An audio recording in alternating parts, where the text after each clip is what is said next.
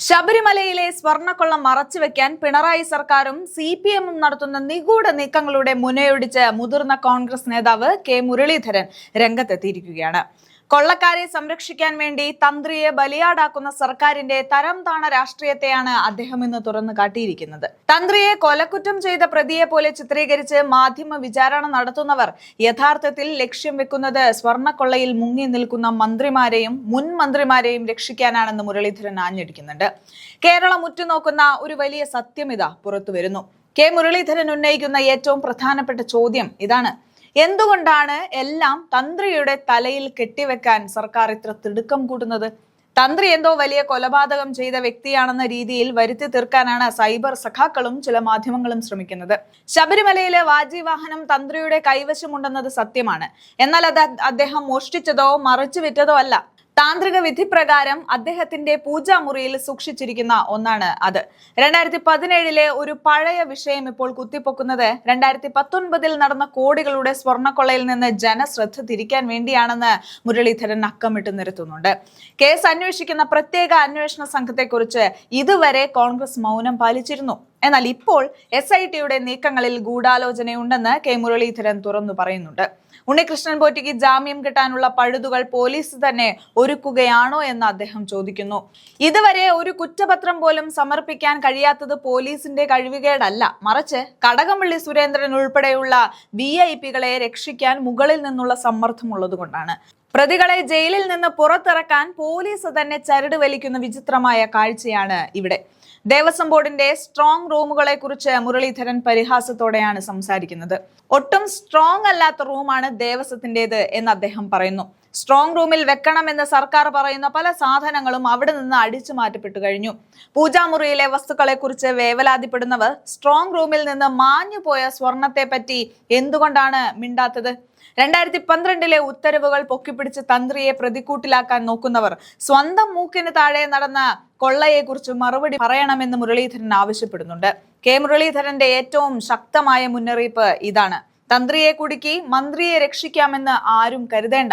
2019 സ്വർണ്ണക്കൊള്ളയിൽ ആരൊക്കെ പങ്കുണ്ടെന്ന് കൃത്യമായ സൂചനകൾ പ്രതിപക്ഷത്തിനുണ്ട്. ഉദ്യോഗസ്ഥരെ മാറ്റിക്കൊണ്ടും പഴയ വിവാദങ്ങൾ കുത്തിപ്പൊക്കിയും ജനങ്ങളെ എത്ര കാലം വിഡ്ഢികളാക്കാൻ കഴിയും? ശബരിമലയിലെ വിശ്വാസത്തെയും ആചാരങ്ങളെയും തകർക്കാൻ ശ്രമിച്ചവർക്ക് കിട്ടിയ തിരിച്ചടിയാണ് സ്വർണ്ണക്കൊള്ള വിവാദം. അത് തന്ത്രിയുടെ മേൽ ചാരി രക്ഷപ്പെടാൻ നോക്കിയാൽ കോൺഗ്രസ് കൈയും കെട്ടി നോക്കി നിൽക്കില്ല. വരും ദിവസങ്ങളിൽ ഈ പോരാട്ടം കൂടുതൽ ശക്തമാകുമെന്ന് അദ്ദേഹം പ്രഖ്യാപിച്ചു കഴിഞ്ഞു. എന്തായാലും പിണറായി വിജയന്റെ പുകമറകൾക്ക് ഇനി ആയുസില്ല. കെ മുരളീധരനെ പോലുള്ള മുതിർന്ന നേതാക്കൾ ഈ കൊള്ളയുടെ വേരുകൾ പുറത്തെടുത്തു കഴിഞ്ഞു. കെ മുരളീധരന്റെ ആ വീഡിയോ നമുക്കൊന്ന് കണ്ടു നോക്കാം. അതുകൊണ്ട് തന്നെ എല്ലാം തന്ത്രി എന്തോ ഒരു കൊലപാതകം ചെയ്ത വ്യക്തിയാണ് എന്ന് വരുത്തി തീർത്ത് ഇപ്പോഴത്തെ മന്ത്രിയെയും മുൻ മന്ത്രിമാരെയും രക്ഷിക്കാൻ നടത്തുന്ന ശ്രമങ്ങളെ ഞങ്ങൾ തുറന്ന് എതിർക്കുക തന്നെ ചെയ്യും.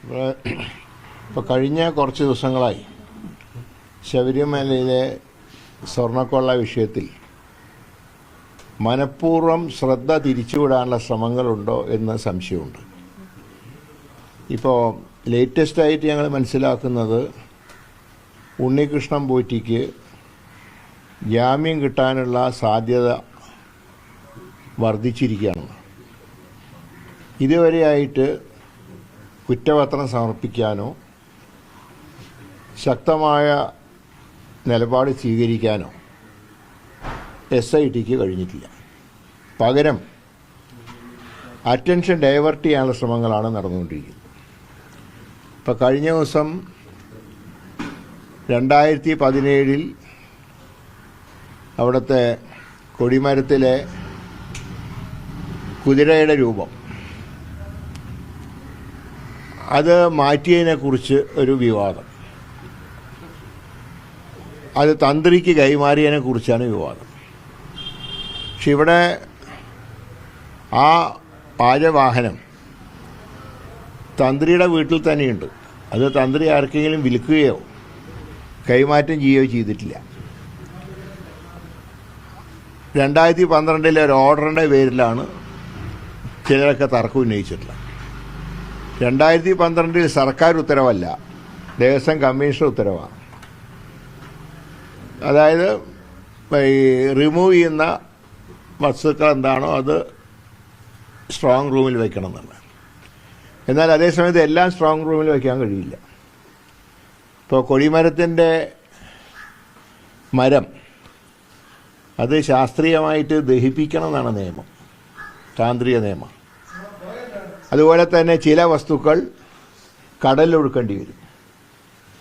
ഇതൊന്നും സ്ട്രോങ് റൂമിൽ വയ്ക്കാൻ പറ്റുന്നതല്ല. ഇപ്പോൾ ഈ ആര്യവാഹനം തന്ത്രിക്ക് കൈമാറുകയും തന്ത്രി അദ്ദേഹത്തിൻ്റെ പൂജാമുറിയിൽ സൂക്ഷിക്കുകയും ചെയ്യും. അത് അദ്ദേഹം വിൽക്കുകയോ മറ്റെന്തെങ്കിലും കച്ചവടം നടത്തുകയോ ചെയ്തിട്ടില്ല.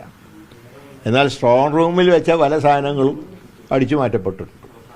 സ്ട്രോങ് റൂം ഇപ്പോൾ ഒട്ടും സ്ട്രോങ് അല്ലാത്ത മുറിയാണ് ദേവസ്വത്തിൻ്റെ. അപ്പോൾ ഇവിടെ ഒരു വിവാദം ഇന്ന് മാത്രമല്ല, ഹൈക്കോടതി ഇത് അംഗീകരിച്ചായിട്ട് ഇന്ന് വാർത്ത വന്നിട്ടുണ്ട്. ഇപ്പം ഞാൻ ചോദിക്കുന്നത്,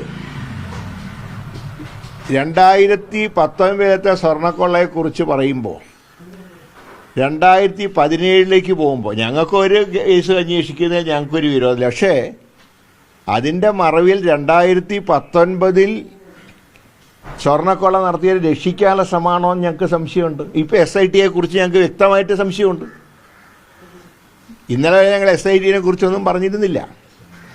പക്ഷേ ഉണ്ണികൃഷ്ണൻ പോറ്റിക്ക് ജാമ്യം കിട്ടാൻ വേണ്ടിയും ജയിലിൽ കിടക്കുന്നവർക്ക് ജാമ്യം കിട്ടാൻ വേണ്ടിയിട്ടുള്ള ഒരു ശ്രമം SIT മേലെ സർക്കാർ സംവിധാനങ്ങൾ സമ്മർദ്ദം ചെലുത്തുന്നുണ്ടോ എന്ന് സംശയമുണ്ട്. അത് കടകംപള്ളി ഉൾപ്പെടെ രക്ഷിക്കാനുള്ള ശ്രമത്തിൻ്റെ ഭാഗമാണോ എന്ന് സംശയമുണ്ട്. അതുകൊണ്ട് തന്നെ എല്ലാം തന്ത്രി എന്തോ ഒരു കൊലപാതകം ചെയ്ത വ്യക്തിയാണ് എന്ന് വരുത്തി തീർത്ത് ഇപ്പോഴത്തെ മന്ത്രിയെയും മുൻ മന്ത്രിമാരെയും രക്ഷിക്കാൻ നടത്തുന്ന ശ്രമങ്ങളെ ഞങ്ങൾ തുറന്ന് എതിർക്കുക തന്നെ ചെയ്യും.